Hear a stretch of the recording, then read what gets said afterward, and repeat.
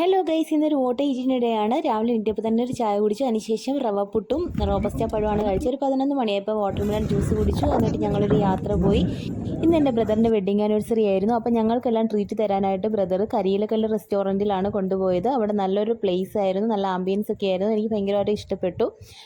കൂടാതെ അഡ്വഞ്ചർ ആയിട്ടുള്ള ഒരു പ്ലേസ് കൂടിയാണ്. ബോട്ടിംഗ് ഒക്കെ ഉണ്ട് അവിടെ. പിന്നെ അതുപോലെ ഞങ്ങൾ അവിടുന്ന് ഫുഡ് കഴിച്ചു. ഫുഡ് കഴിച്ചപ്പോഴത്തേക്കും അതിൽ ചോറിൻ്റെ കൂടെ സാമ്പാറും മോരുകറിയൊക്കെ ഉണ്ടായിരുന്നു. പിന്നെ ഞങ്ങൾ എക്സ്ട്രാ ആയിട്ട് ബീഫ് ഫ്രൈയും പിന്നെ വരാൽ ഫ്രൈയും കരിമീൻ ഫ്രൈയും പിന്നെ ഒരു തലക്കറി നെമ്മീൻ്റെ വലിയ തലയാണ് ഓർഡർ ചെയ്തത്.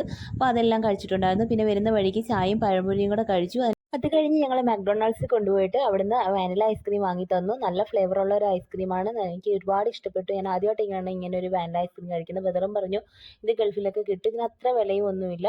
പിന്നെ ഡിന്നറിന് അരിപ്പത്തിരിയാണ് കഴിച്ചത്. അരിപ്പത്തിരിയും പെരി പെരി അൽഫാമും ബീഫ് റോസ്റ്റും ചിക്കൻ റോസ്റ്റും ഒക്കെ ആയിരുന്നു. പിന്നെ സാലഡും ഒക്കെ ഉണ്ടായിരുന്നു.